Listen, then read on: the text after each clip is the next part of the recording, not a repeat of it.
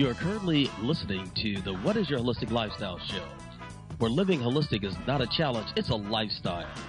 Discover with us new and exciting experiences, products, and educational information around living a healthy, holistic lifestyle. Let us begin our journey. Welcome to another fabulous Wednesday here inside the What is Your Holistic Lifestyle show. And we'd like to thank you for tuning in today. We've got a very, very special guest today. Her name is Bree Stedman. We're going to get with her in just a moment. First of all, I'd like to say hello to the co-host here. We have Roseanne. She's on vacation with the family. But we have Dr. Rab out of Los Angeles, California. Dr. Rab, how are you? I'm doing great. The weather's warm outside, but it was cold in the building. So I had to go outside and walk around in the sunshine for a while. Well, we got to pray for those people with the fires out there, Dr. Rab. Oh, my goodness. Yes, please. All the prayers that we can send up. That's devastating. They said it was burning every second of football field. That's a lot of land. Yeah. It's bad, man. It's bad. All right. Claudia Soul, all the way from Australia out there. Good day. G'day. Good morning, Johnathan, all the way from Sydney, Australia. It's great to be here today, and it's a beautiful day here in Sydney. So, are you wearing your sunnies? Actually, no, because I'm inside, so I'm wearing my glasses. But I will definitely need sunglasses today, I can tell you that much. Yeah, so we're talking on Skype the other day. The weather looks so beautiful. All right. It is. I wanted to take a moment to go through and thank our platform, Interlight Radio, the Healing Frequency, for having us on here on Wednesdays. We have shows going all day that deal with health and wellness. It's known as Wellness Wednesday, so we want you to tune in. There's some other shows on here that are always great to listen to. Also, we want to give a shout out to our show sponsor, Clarity, CLAR8TY.com. So if they contact you, if you want something there, you like something, just let them know. Give them a call. Their phone number's on the website. That's CLAR8TY.com. If you go to our Facebook page, What is Your Holistic Lifestyle Show? You put that in your search box. It'll come up. We've got some information there for you as well. Now, this show is live. So you can call into the show. You have questions for the co-host or our featured guest today. That number's 310-928-7733. Once again, 310-928-7733. Now, we've got a hot topic here. And let me tell you, I want to get right into this today. Because you know what? How many of us really own our BS? I mean, that's just for starters here. So, without further ado, I'd like to introduce Bree Stedman. Bree, how are you? I'm very well. Good morning, Johnathan, and thank you for having me online. Well, it's a pleasure to have you here. I'm telling you, there's nothing I hate worse than a BS conversation. I just had to throw that in, Bree. I love it. Well, the no-nonsense guide to addressing your female head talk.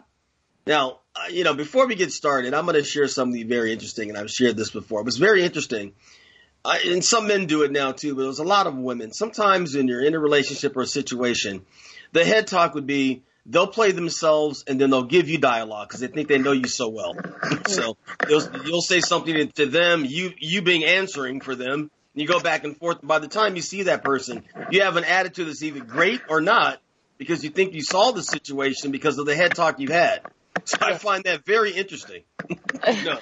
That you've added that into the post, Bree. I mean, I actually think it's phenomenal. So I like that. But before we get into it, Bree, give us a little background of where you are currently and how you got into this space you're in, owning your own BS. Owning the BS. So I came from a background in direct sales as a leader with 120 odd women in my team. And where it originated from was, I could train, 2 or 3 women in the exact same skills. I could give them all of the knowledge and the wisdom that I had to be the best that they could be in their businesses. Mm-hmm. And what I started to see the trend of what was happening was they would succeed if they had great thoughts about their ability to succeed, and they would fail miserably if they didn't believe in themselves. So after, 7 or 8 years of being in the industry, I started to recognize that it wasn't what I taught them that made the difference. It was the way that we were able to break through their mindset. And a lot of the skills and the strategies that I was taught in regards to mindset were very lineal and masculine in nature. So it almost seemed like I was constantly resuscitating the girls that I was working with to try and improve the way that they saw their ability to succeed. And of course, back on that, I had my own shit going on. So, you know, I was the classic professional woman that had the front of being all well put together and positive and confident, while internally, and particularly my home environment, was a completely different story, and I was basically losing the plot. So it was that sort of combination of witnessing other people and other women struggle with their own head talk and knowing that my own head talk was far from healthy. Wow. Well, yeah. I'm telling you, you are in a great space. I mean, I'm surprised if you haven't been already, you're not on Oprah Winfrey with this one. So I'm telling you, this has got OWN written all over it. What do you say, Dr. Rab? Sounds interesting. I want to hear more. I know. I was going to say, I've got to learn a lot. It's going to be interesting when Claudia weighs on this, the mindset therapist. I tell you, we're gonna get some serious dialogue here.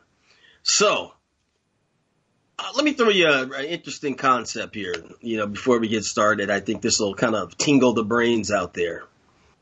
Now, when you've done some BS in the past, how do you own it in the future? Does it come with you? You get rid of it? You know, how does someone move on from the BS of the past? And I don't know if you get that question a lot.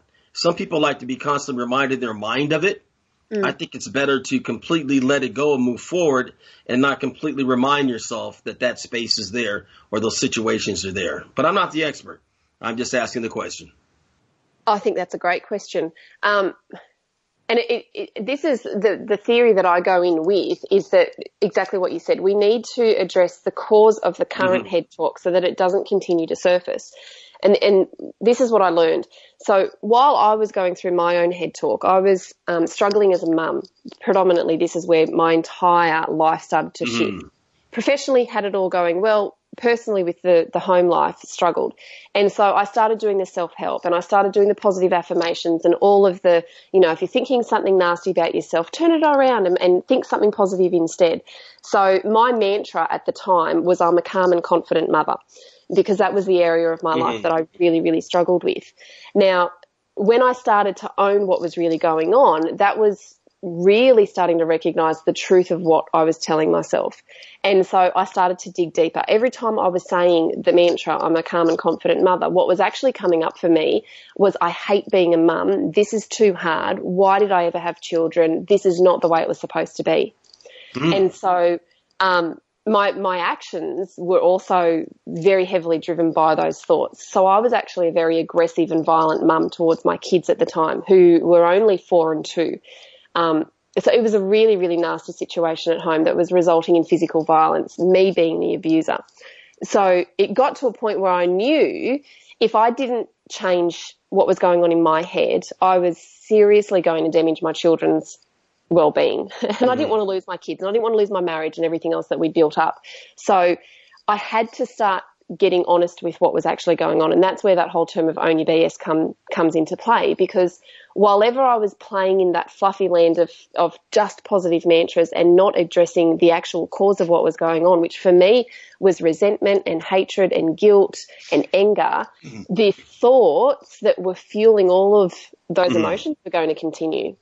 So owning your BS is about recognizing what you're actually saying to yourself and then linking it back to the emotional charge of what's actually being said and then working on the emotional level. And that's, for women, the charge of all head talk comes from emotion. Okay, so if I can break this down here, if I'm hearing you correctly. So the BS would be the negative self-talk that you're telling yourself. Yes. That you in turn believe, that in turns manifests itself into reality in your life because you've accepted it as truth. So therefore you start acting out those beliefs of the BS. Is that a good analogy? Yeah, pretty much. I mean, once it becomes a conscious thought, the unconscious mind then goes, oops, okay, well, this is what she believes, so I need to give her as much evidence as possible to support what it is that she's believing. So I'll give her external evidence that backs it all up. Okay, so that's dealing with oneself, okay? Mm-hmm. And then eventually I want us to get into how this works in a relationship with another person. Okay. Yeah, like a marriage or boyfriend-girlfriend relationship. But I'm going to hold off on that for just a moment. Yep. Because I'd like Claudia to weigh in on this. I knew it was coming. I knew it was coming. Look, I love trigger Bree pointed at you. as a psychotherapist. You know, I was doing this for 20 years and I've sort of moved out of that model, but Bree is right on the money with this. And it's something that sort of annoys me in the coaching world, because often you'll hear these comments in the coaching world, which is, oh, therapists focus on the past. It is actually fundamentally necessary that you find what the root cause of something is. And this has actually been proven in studies with veterans, for instance, who come back with post-traumatic stress. It's a little bit of a different situation, but the same way, where they're having this aggressive outbursts and all these sorts of things because they've started to believe certain things. But the key to it is connecting whatever that emotion is that's coming up and unearthing that and connecting it to the behavior, which is what Bree did. She connected all of these emotions she was having, which came originally from thoughts, to what was causing the behavior, the violence at that time, which enabled her to overcome it. So you do have to face whatever that thing is. It's absolutely fundamentally true. And yeah, so I love it. And also I think Bree's right on the money that women, particularly because we're more emotional beings, we have more of a tendency to have those thoughts becoming a belief and then coming out in our behavior. And having worked in organizations early on in my career with lots of women, I would see that same sort of thing, self-esteem issues, and very difficult to manage people or lead them where you're continually trying to build them up because there's an underlying problem, even in their home, that you don't know about, that's obviously going on, that's driving all their other behaviours in their life and affecting every area of their life, including, yes, Johnathan, relationships and everything. So I love it, Bree. I think you're on the money and good on. See, we Aussie girls we know the stuff. We just get it sorted. Well, we need to have you come out here to the U.S. and clean them all up. All right. So at this point, I'd like to move into how this works in a relationship.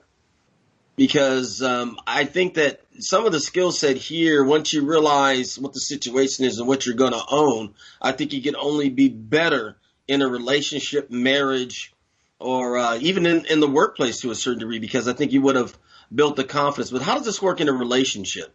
Can you just talk a little bit about that, Bree? I love that question. Fundamentally, in order for any relationship to be healthy, you have to bring your best foot forward. So if you've got your own doubts and insecurities and your own negative thoughts that are rotating, and this was happening in my own life at the time that I was abusing my kids, the relationship that I had with my husband was disconnecting as well. So in order for me to be the best me so that I could give him the best of me, I had to recognize where I was limiting myself. And okay, let me interrupt you for just one moment. Yes. When you said the best of you, I have a fear of something I've experienced a lot. Sometimes when I hear that, it took me right to a place where sometimes when you meet someone interacting with them, you're meeting their representative. You know? Yeah. Yep. So are we talking about that in a sense? No. Okay. So all right. to me, the best of self is to be the most authentic and genuine version of who you are, because that is you. That is who we are every day. And what was happening for me is I often say, and I know a lot of women do this, I had so many bloody masks on because in the business world, I was one persona. In my relationship, I was one persona. As a mum in public, I was one person. As a mum at home, I was another person. It got so bloody confusing because I was pretending or I was behaving as I thought other people expected me to be. And that's half of the problem, because you're pretending to be someone that you're really not. And then those negative thoughts are going, oh, I wonder if am I doing the right thing? Am I saying the right thing? Am I behaving in the way that this person would expect me to behave? Which is just adding to that doubt and insecurity that you're feeling of yourself. Instead of being able to go into a situation and go, you know what, this is who I am, warts and all. And because I'm okay with where I'm at, I know that I can give you all of me. Mm-hmm. Can I ask a question here of Bree, which will help, I think, a little bit more? Is that all right? Yeah. Oh, yes. Then we'll read something that Alicia's Skyped in on. Go ahead. Yeah. What I was going to say to you, Bree, with what you explained about your relationship, and now we're talking about it, where was it, in your younger life that you learned that you needed to wear those masks? What was it that triggered all of that happening? Oh, that's a great question. That is a good question. Yeah, I'm a therapist. I didn't think of that one. Hey, Dr. Rad, that was a good one. It'll help the viewers understand what Bree's saying. Yeah. I think it was probably when I was a young girl, and I've got vivid memories of behaving a certain way with friends when I was an adolescent, and feeling like I was really uncomfortable with the situation, but scared that if I didn't behave that certain way, I'd be ostracized and I'd be pushed out. So probably from teenage years, where I was, hanging out with certain people and sort of be partying and not feeling entirely comfortable with doing it, but not wanting to be part of the geeky gang. Yeah, yeah. And what about from mum? Because I know growing up, I got so many different messages. Oh, there. Did you hear that? Oh, okay. So you got messages from mum. Yeah. Yeah, yeah. And, when I became a mum as well, it was all of the opinions from everybody else that was telling me, this is the way things are done. This is the way you should do things, even though my internal voice was going, but that's not the way that I want to do it. If it was the way it should be done from, all of these other experts, because they were mums before me, their opinion weighed more than my own internal opinion. Yeah. So you started to feel inadequate as a mum and started to resent it, and those feelings just grow and grow and grow, and then they eventually burst. And there was a lot of comparison as well, because I was looking at all these other mums, whether they had children similar age to mine or whether they'd already raised their kids, and comparing the way that they were doing it with the way that I was handling it, and then belittling myself again. So everything, and this is where all of the negative thinking generally comes from, I think, is that because we're already feeling inadequate, we then see someone else doing a better job, and that just adds us more evidence that we're not doing a good enough job. So the dialogue then builds up again. Yep, see, there you go. You're not good enough. You can't hold your shit together. Look at that mother over there. She's just calm and being this loving, nurturing person while you just want to strangle your kid. So you've got to see that movie Bad Moms. I think you do. I have. I was like, you know what, though? I love that movie because I don't think it's a bad mum scenario. That is a real mum scenario. Yeah. Okay. Correct. I want to read a comment here from Alicia. Okay. I'm in a living environment where there's constant verbal abuse, mental game playing, and now physical abuse. I have been slapped and beaten. So sorry to hear that. I trusted a good friend with these accounts, and he told me to leave the environment ASAP. Why do I have to leave such a beautiful home and environment that I feel that I have worked so hard to achieve? The other party committing the abuse should have to go. And actually, I'm pissed at my so-called friend that told me to leave. Am I full of BS? Ooh. Bree, talk to us. Would you like me to read that again faster? Yeah, if you can, please. Okay. You have your Skype box open? Oh, no, I can do that. Yeah. Open it up and it's right there. That'll be better for you. Oh. That way you can have the ib and the ebb of the content. Oh, there we go. Okay. Yes. Okay. So, Alicia, firstly, I think you need to be applauded for your bravery in actually coming into this space and opening up in that way. So because of that, you are owning your BS because you're not hiding behind what's actually going on. But my question to you is is the situation actually making you happy? I know that you've got a beautiful home and you've created this beautiful life for yourself, but there's areas there that are obviously not serving you for what you deserve most. So owning your BS, I think, is more about you making decisions that you're comfortable with, because no one else can tell you what is right or wrong for you. That's ultimately something that you have to come to terms with. When I was abusing my kids, I knew that it was wrong, but it wasn't until I was ready to make the move and make the changes that the changes would actually take hold either. So it's sort of like, I relate it back to a drug addict being taken to rehab and just being told to go through rehabilitation. Unless they really want to make the change for themselves, the rehab's not going to work anyway. So the scenario is somewhat similar to you in that unless you are really ready to make the change and either commit to leaving or commit to staying and trying to encourage that other person to leave or to grow, that's a decision that only you can make. I hope that makes sense. And I know that might be somewhat of a safe answer, but my belief is that we are only responsible for our own behaviour and we're only responsible for our own choices. That is owning your BS, is by being able to stand in that space and say, okay, well, I am making this decision to either stay or to leave, and therefore I take responsibility for the outcome.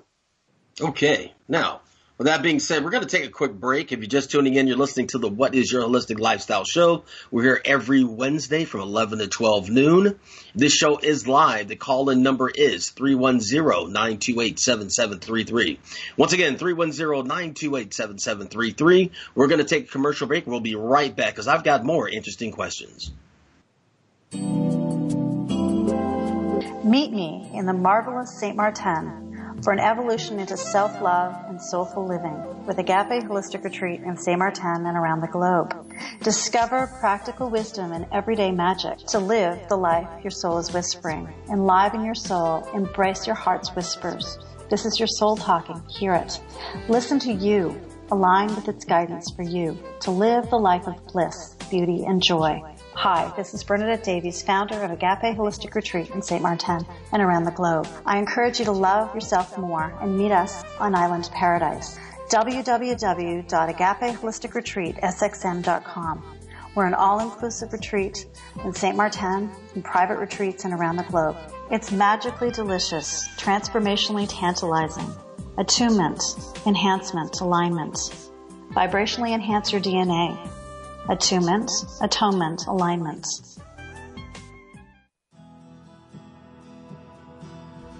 Hi, I'm Roseanne Partridge, and I'm a life coach and special needs strategist.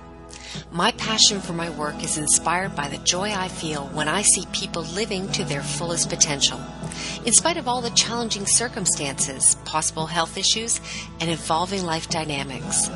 Whether it is dealing with daily stress, depression, anxiety, grief, or even stage fright, I coach you through simple steps and tools that make it easy for you to feel really good about yourself and the decisions you make. These will be skills that you will learn to use for yourself every day whenever you need them.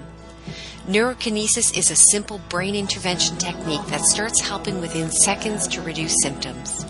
To book a free 15-minute consultation to learn more about how this coaching intervention can potentially help you, please use the link at reallifechanges.com. Hi, this is Dr. Nathan Rabb Jr., host of The Natural Way, which you can hear live on InnerLightRadio.com every Wednesday at 9 a.m. Pacific Standard Time and 12 p.m. Eastern Standard Time. On The Natural Way, you will learn about alternative strategies to common medical practices to overcome some of the most common physical and mental maladies in the world today. The program is a live call-in show, so you can engage me by calling 310-928-7733 with your health-related questions. For private consultations, please call my office. That's at 310-419-4372. You can also reach me on the web at Dr. Dr. Nathan, Nathan, Rabb, RABB.com. Be sure to tune in to The Natural Way every Wednesday at 9 a.m. Pacific, and 12 noon Eastern Standard Time, live on InnerLightRadio.com. The Healing Frequency. I'm Dr. Nathan Rabb. We see you on the air. Peace.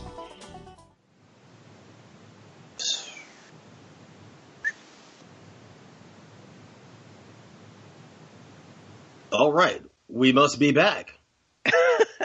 Well, I tell you, it's the first time I lost track of commercials. We were having too much fun. Pregnant pause. Now, what's interesting, and Claudia, you definitely can relate to this when I ask this question. And Dr. Rabb, definitely, I would think this is for someone that's probably 40 and over, is when you're in a relationship, or with someone that you may be dating or going to marry, how do you know that they've owned their BS? I mean, what's a good sign that you're dealing with someone that doesn't wear so many different masks? They become unrecognizable if they become unhappy, for whatever reason. Because you see, if a person owns their BS, they're pretty much even keeled, they know where they're going. They're going to be pretty solid moving forward. And then some, like I said before, they give you their representative. We don't know who they become after. They get what they want short term. Yeah. So, done that. Go ahead, Dr. Rabb. They've been there, done that. Yeah. So I'm just wondering if there's, what kind of to look for from a woman's standpoint of view, because last thing anybody wants to do is have their head banged around and go through a bunch of unnecessary emotional pieces because we have a term out here, Captain Save a blank, Yeah. Captain Save a woman or something. It's a term that you use when you get so needy and enthralled in the person. They're very needy. You get off course and they become a vacuum there. And what really was exciting to me about, owning your BS is that you've had a chance to evaluate your part of who you are so you know where you're going to be solid and supportive. So I guess that's what I'm getting at. Yeah. Well, Look.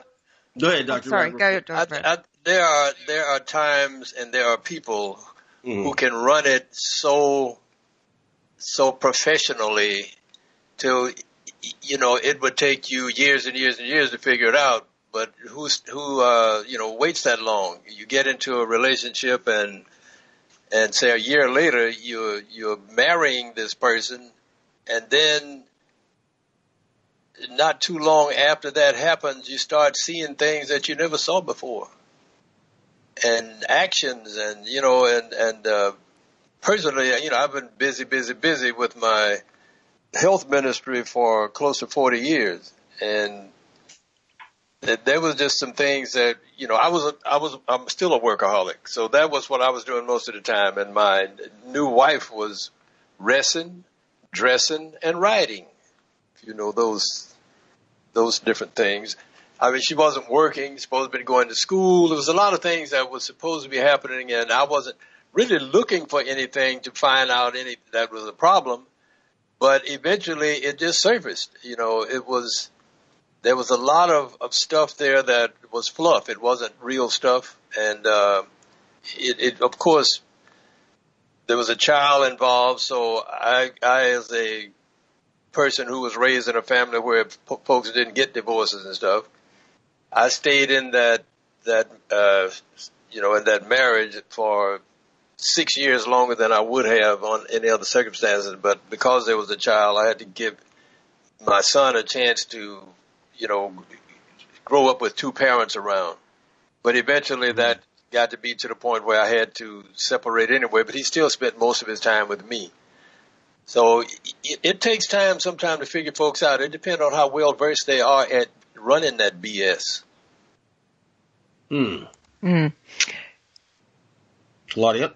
Yeah. I'm not mad about it. I'm not angry about it at all. Are you sure, Dr. Rabb? Yeah, are you sure that, No. Dr. I'm sure of that, but I just wanted to share it. But no, it's been. Boy, if you had to go back in time, I think you'd have a big club hammer in your hand. No, we've been divorced about 15, 16 years now. My son's 26 now. When that happened, that was 20 years ago. So no, I'm not mad at anybody. I just don't let that person come around me. Long as they stay their distance, everything's fine. Look, what I'd say with this, Johnathan, it's interesting because I'm writing about this sort of thing in my book my first publication that's coming out in a few weeks' time. And look, one of the realities is that with romantic love, when you meet someone, we have this tendency to go into this euphoric state and get caught up in the dating aspect of it and everything that's going on. And the reality is that all of the things that, with Dr. Rab saying, oh, these things surface later, they were always there. It's just that we tend to have rose-tinted glasses on and we don't see them. And the reality is, and this is fact, that romantic love only usually lasts a couple of years before all of the chemical reactions and things start wearing off, and we're left with the reality. So when you meet somebody, what's really important is to look at really how they communicate. And look, I have so many people that will say to me, that are single, that are dating, oh, I really don't like the way he does this, and I really don't like the way he does that. And my answer to that, and Bree will love this because it's a no bullshit answer, is, well, what are you doing there? Date someone else, because that is the beginning of exactly what's going to happen in the end. They've already identifying, I don't really like this person, I'm not really compatible, but for some reason they keep hanging in there. And that would take a long time to go into, but that's really what happens, Johnathan. So for me, the key to it is, does this person communicate in the way that you want to? Can you talk to them openly and freely and be, as Bree talks about, that authentic self? Can you put that forward, warts and all, and that person can still relate to you, and you can still start working at building something? Because let's face it, relationships aren't, let's fall in love, it'll all be happy. It's whether or not as two people you're going to be able to build something together over the years. That's what it's about. Wow. We built something. We built a wall. That's right. And you did build something. You built that wall, but you were building it from the day that you met. You just probably didn't know it. You didn't realize it. I wasn't looking for it. When you don't, it's what's that old seek and you will find. But I wasn't looking for anything. Wasn't expecting. I thought everything was genuine. Whatever. But it was. There was just a lot of stuff going on there that wasn't real, and I was too busy working, doing my ministry of health, to see it. I wasn't looking for it. So if you look for it, but I wasn't looking. And that's true. Well, that leads us great into this segment here, Bree, I'd like you to talk about, which is emotional detox. Yes. So the emotional detox is my signature 6-week breakthrough program that I work with women through. Mm-hmm. And it actually features a process, and Claudia, I'm not sure whether you've heard of it or not. It's called Creatrix. So it's a process that has come out of Australia from the Sunshine Coast, and it was developed specifically with the female brain in mind. So what we know about the female brain is, like Claudia mentioned earlier, is it's a lot more emotional for a start. So if we actually look into the makeup of female brains, we've got a larger limbic system, which means the emotional center of our brain is more active. So everything significant that happens to a woman where an emotion is assigned and attached to, that then becomes fuel for future situations to occur.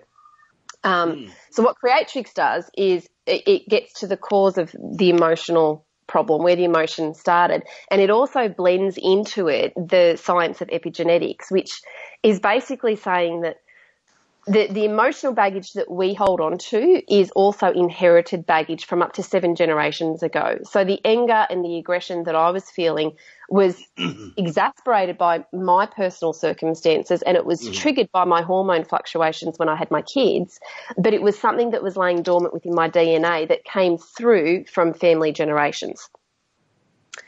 Wow. Well, it gets deep. Yeah. No, this is pretty interesting because I like the fact that you've actually honed it down to, you picked the market and you went and studied that. So you're actually dealing with women. Yeah. Well, I kind of fell into it because, like I said, I was trying to help me first. And I think this is where most people who work in that healing space, we go into it because we're trying to help ourselves first and foremost. And what I was learning about, the female brain and about my hormones, and when I could see the family line of emotional behaviour, it just made so much sense to me that this was where I needed to go. And when I experienced it and when I was able to address my own shit, the change in my life was such a turnaround that I essentially walked away from my past business and went straight into a new field because I could not stay in the space where I knew the bigger problem could be resolved in a different way. Well, with everything you brought to the table, you've written a book, Own Your BS, and I just want to highlight some of the things, and we can talk about them because I think it's very interesting. We elaborate. You have 8 points here. We can go into them.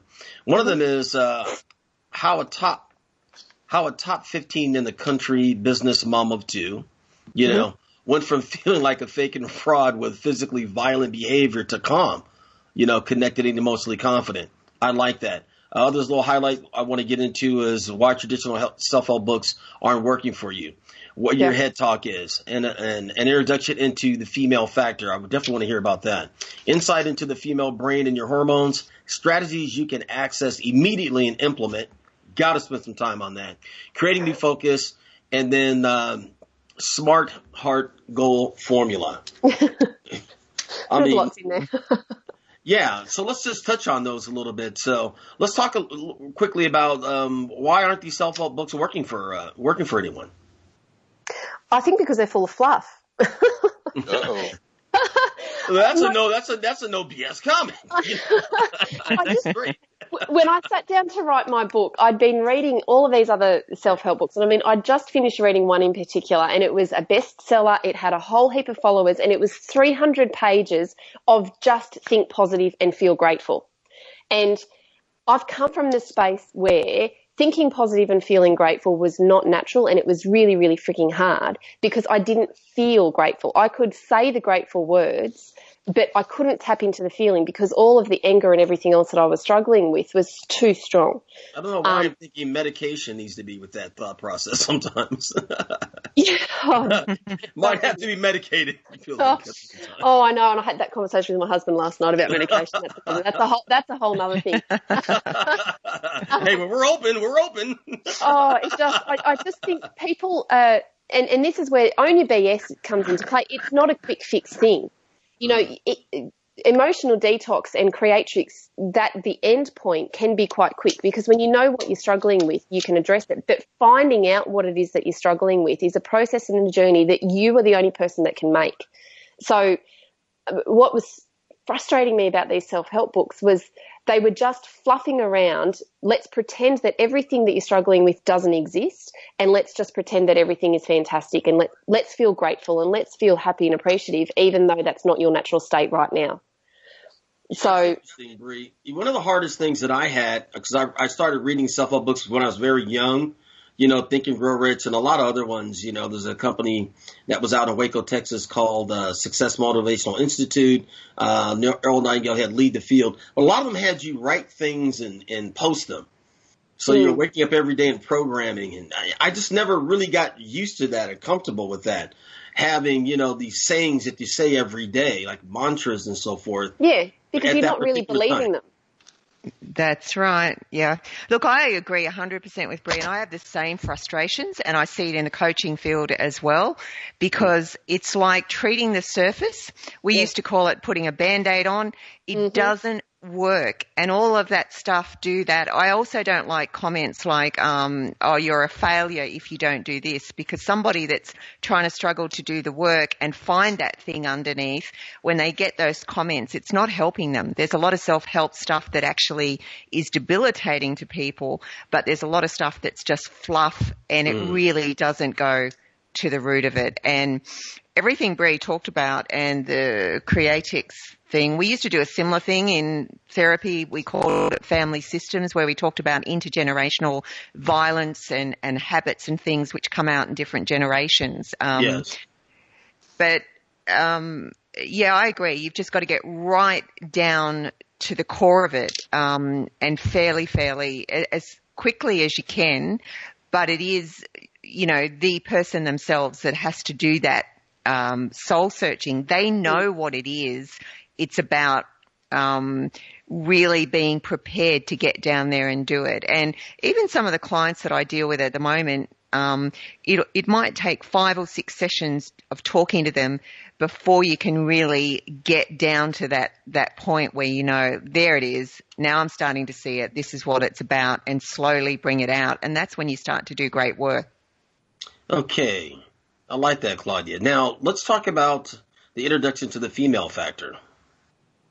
Yeah, so the female factor is, even now, and this is the part that really... Those are strong words. I know. I'm actually afraid. No, you shouldn't be afraid because, the fact is 50% of the population are female, and it's only in recent years that studies are being done on physical female brains.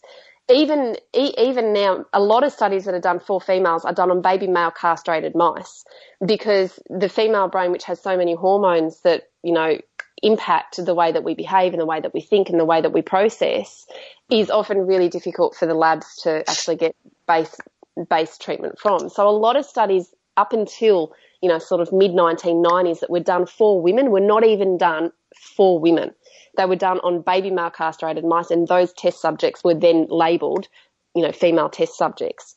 And that was the part that just went, there's a reason why so many women are struggling, because what we know is not working, and we're trying to put this masculine framework into something that is far more fluid and far more emotional and more, we change every 50 seconds.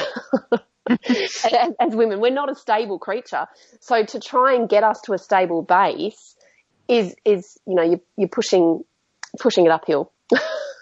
So female factors, it's essentially just about being able to, recognise firstly, what does your hormone cycle look like? And, the most common response to that I have from women is, oh, I don't get a period. I use contraception that prevents me from having a period, or, I've gone through menopause, so I don't have a period anymore. Women have a hormone cycle that starts from puberty and goes all the way through until death. And that hormone cycle impacts everything from our appetite, the way we see the world, our energy levels, the way that we think and process, even our memory.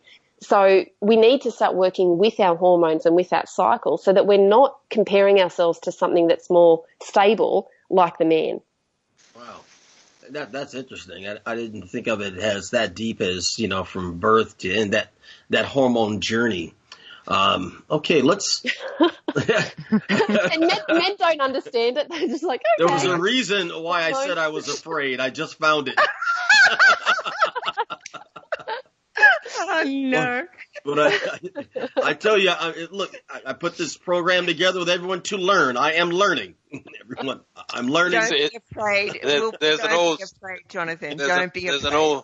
There's an old saying that says you're expecting an illogical person to be logical. Yes. All right. I think the one takeaway with that I'll just add really quickly to give women a little bit of self-appreciation. There are times in the month where you are going to be harder on yourself because your estrogen and progesterone levels are lower. So you're going to look for all of the negatives and they're going to feel like they're bigger and worse than any other time of the month. And then there's other times of the month where you're naturally going to feel more confident and more energetic. So being able to work with your female factor is just about being able to recognise what your cycle looks like, and then when you know you're coming into a tender couple of days, giving yourself a break and not expecting yourself to live up to the energy and the person that you can bring yourself in to be when you've got more energy. All right. Thank you for that. I want to move into strategies you can access immediately implement. Yes. You can access immediately implement. So again, when I wrote the book, I wanted to write it so that women and even not just women, these strategies also work with men and they're really, really great for kids. My passion, obviously, because I've got young kids and because I see so many mums struggle and then in turn their kids struggle, is to give mums the strategies that they can then teach kids so that when the kids are getting emotional, they've got something they can lean back to. So my kids are now 10 and 8. Mm-hmm. And even now, when my daughter, for instance, will come home from school and she might have had a little tiff with one of the kids at school, and she'll come home all upset and sad. It's natural for a mum to go in and say, okay, well, tell me all about what happened. And we get caught up in the story of what happened. And she starts getting more and more upset because we're talking about everything that led to that particular argument that made her feel sad. So when my daughter now comes home, she comes in and she'll say, I had an argument with such and such. And I'll say, okay, sweetheart, how does that situation make you feel? I go straight to what's actually going on for her, which is not the story or the event, it's the actual emotion. So what is that story making you feel? She'll tell me. And then we work through a really simple strategy. So one strategy that I teach to everybody, and it's got a very strongly linked NLP-like strategy. So I can play with someone. Can I play with one of you? I'll play with all of you if you like. Bring it on. Bring it on. Okay. So what I'm going to ask you is just to pick an emotion that you might be able to tap into quite quickly. So it could be frustration, it could be overwhelm, it could be anger or sad. So just feel into an emotion that you struggle with, or that it plays an impact on life on a somewhat frequent basis, and tell me what that emotion is. Yep. Overwhelm. Overwhelm. Such a good one for women. Yeah. Okay, so Claudia, I'm going to play with you because you were the first one to speak. Yeah, I do note, Bree, that the only female co-host was the one that spoke. You're owning your BS right now. Yeah, because us men don't know what to say. It's too hard to pick one. Okay, so overwhelm. So Claudia, if overwhelm was a colour, what colour would overwhelm be? Blue, weirdly enough, came up. Yep. And where does overwhelm live in the body? Stomach. In the stomach. And on a scale of 1 to 10, 10 being most intense, how strongly can you feel overwhelmed? 8. Okay, great. Do you want to let it go? Absolutely. All right. So what I want you to do is close your eyes, and I want you to imagine a deflated blue balloon, and tell me when you can see that. Yep, I can see that. Okay. Now I want you to take in 3 deep breaths. Now with every breath, we're going to bring the overwhelm up out of the stomach into the breath, and then we're going to blow it out and exhale it into the balloon, and you're going to watch your balloon get bigger and bigger with each breath, okay? Yep, okay.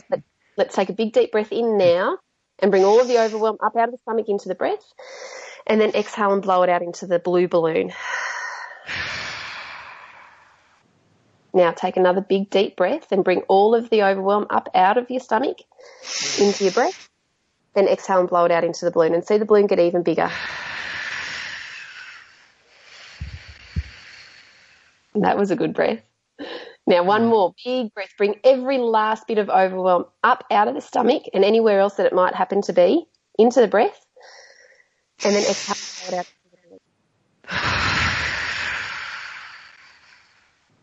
Okay, now how big is your balloon, Claudia? It's massive. Good. I want you to pop the balloon. Oh, yep, did that. Okay. Now, if we've moved all of the overwhelm out of the stomach into the balloon and popped the balloon, where has overwhelm gone?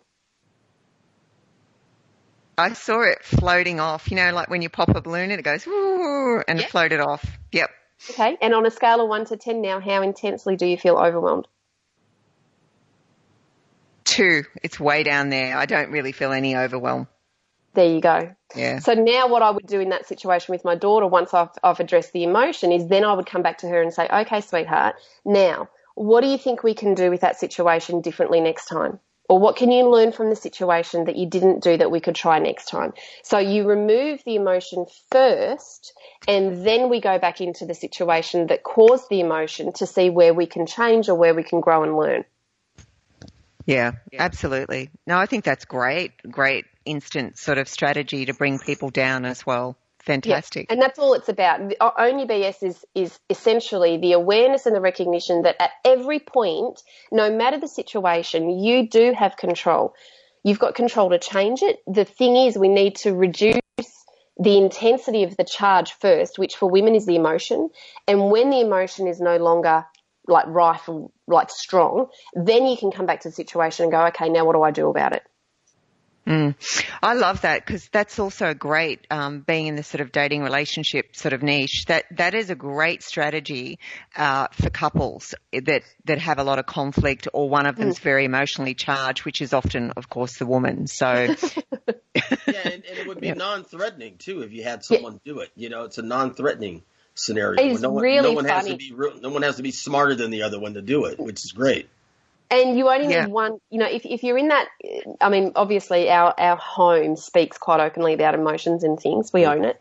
But what I find really funny now is when I do happen to have a psycho moment, it's often one of my kids or even my husband will come to me and say, Bree, what are you thinking? What are you feeling? And what are you going to do about it? So they just put it straight back on me. But I actually really love it, because it's, you know, at every point in time I have a choice. I can buy into the BS, or I can resolve my own issues so that I can then bring me into the situation without being emotionally charged. I'd love to follow your kids through high school. I bet you the teachers are really going to love them. Now, how did you feel when you were grading this paper? You were feeling angry. Okay. What colour is that balloon? So we blow a lot of balloons. I mean, that's great. And really, really quick, that is not the solution. That is not creatrix. That's not solving the problem. It's just taking the emotion out of the current situation so you can think clearly. Yeah, just removing charge. Yeah. I like that. The last one real quickly, we got about 5 minutes. Yeah. If you could run quickly right through the create a new focus and the smart hard goal formula. Just real briefly, those 2 points. I don't want to leave either one of them out. What was the first point? I missed it. Creating a new focus. And then so creating a new focus is basically what I just did with Claudia. Once you've removed the emotional charge, you can create a new focus, because the emotion's no longer there. So in order to shift your focus, one of the best things that you can ask yourself is a what-based question. So what can I do now? What could I do differently? What can I do to improve? Or what do I want to do with my life, with my day, with my hour? So future focused is all about creating the situations that you want for your life. Now, Smart Heart is something that I'm really excited about, because it's SMART is that traditional goal setting of, you know, it has to be specific, measurable, attainable, realistic and timely. And as a structure, it's a very masculine structure. It does not tie into the female factor at all. It doesn't give women the emotional desire to want to achieve. And when I was in direct sales before, whenever I would succeed in a big goal, and I succeeded in a lot of the goals, so I earned the cars and the trips and the jewelry and all of the rest of it, and people would say to me, how did you achieve that goal? Like, what did you actually do to achieve it? And I always came back to, well, I set myself a Smart Heart goal. It had to have that masculine structure. It had to have all of the time frames and the systematic measurable spaces so that I could actually track my progress. But it also had to have emotional charge, and that's where heart comes into it. So heart stands for harmony. How does it add harmony to your life, both through action and through outcome? How does it, what emotions are within that goal? How do you feel when you achieve that goal? How do you feel when you're, what's my word? I've just actioning the goal. Because the emotions, if you feel like shit every time you're actually trying to achieve a goal, then that emotion is not going to inspire you to actually do it. So you want to have a goal that lights you up and that gets you enthusiastic and excited. So we want to identify the positive emotions to drive a goal. We want to know that the goal, both through action and outcome, align with what's important to you. Because again, if you achieve something that then takes you away from family, if family is a value that's important to you, and then you go and earn that job promotion that has you out of the house 60 hours a week, you're adding conflict into the family home, which is going against your value system. So you want to make sure that whatever you want in life aligns with what's important to you. You want to make sure it represents every part of you with passion, power and purpose, and that it allows you to stand in truth. All right. Dr. Rab. Very interesting. Closing thoughts. Very interesting. It's, you know, the taking a deep breath and the balloon thing, that I did it while you were doing it with Claudia. Yes. Yeah. And, you know, I felt a difference. Good. I did. I felt a difference because I did as well. My struggle really is a lot of the things that I do here in my clinic is hands-on. And so it takes up a lot of my time. And I'm working on finding a way to, go more automated than hands-on. People love my products, but I spend a lot of time putting them all together. And I have people who want to sell them, but I really can't manufacture the level right now to let them do that. So I've got to go automated. So I got to relieve some of the stress and tension on my own body because I'm so meticulous and I want to do everything, I want to make sure it's right. Yeah, it's because you're a guy that's that way. I've been around you a long time, Dr. Rab. You're pretty detailed. And what I like about this show, Dr. Rab, you and I did not have to put a wig on to get this message. Thank you. That's right. All right, Claudia, your closing thoughts. Yeah, look, I've really enjoyed today and the time with Bree here, and I think it's fantastic. And I think what it does too is highlight an understanding of women and men in a way that we are different creatures, but it's understanding how best to work with what we've got, and how to manage that. And also to sort of identify anything from the past that really is sitting there. But I also think Bree said something really great at the end too, which is around values, because it's one of the things I say to people when you're meeting someone. Besides communication, it's like, what are your top values? And make sure you've got compatibility around those things, or that you can work with them. Because if one person's, their top value is just earning money for the rest of their lives, and your top value is family and very different things, you're going to struggle to have those two things meet. So there's so many factors that come into relationships and having them be compatible, having people be compatible. But I love what Bree's doing and the no bullshit work. I think it's fantastic, and I look forward to connecting with her. Thanks, Bree. Fantastic. Thank you. Stuff. Thank you. Bree, I'd like to have this opportunity for you to give out your contact information, and please repeat everything twice so that people get a chance to write it down. And we just want to remind everyone, Bree's information is on our Facebook page, What is Your Holistic Lifestyle Show? Go ahead, Bree. So you can find me on social media, Bree Stedman. It's BREESTEDMAN. So all social media platforms, predominantly Facebook. My website is www.breestedman.com. So Bree, BREESTEDMAN.com. On that website, there are free resources that you can access. I've got a 4-part masterclass video series that you can access called Sabotage to Success, which will help you to start to identify some of those sabotaging thoughts. Of course, my book is available through my website. And if you do purchase the book through the website, it's $20 Australian, you can also at the moment download an accompanying journal so that you can actually start working through your BS in the method that I work with my journals. And that journal will also be available for print very soon. And you can also learn more about my 9-week program, which also falls under the Own Your BS umbrella. So the 9-week online course, you get lifetime access to the program, you get access to me through the Facebook groups, and you get to learn. There's about 18 strategies, just like the strategy that I taught Claudia. So you get given an entire toolbox of things. When shit gets real, you know that you can take that emotional control and gain emotional confidence with what's going on in your life. And of course, if you are interested in working with me deeper with emotional detox, you can reach out for that as well. So my website again is breestedman.com.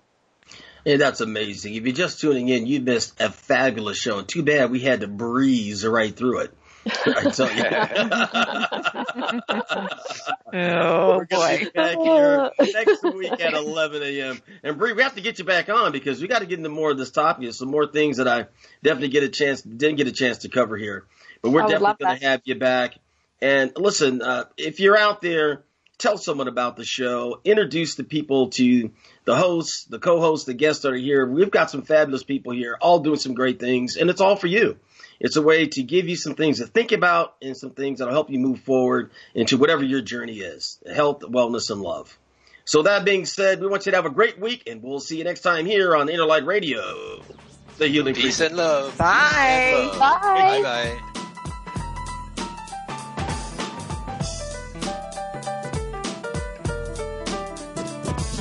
We would like to thank all of you for listening to What is Your Holistic Lifestyle Show? Please share our link and information with your community at www.whatisyourholisticlifestyleshow.net. Looking forward to seeing y'all next week right here, discovering holistic health with us.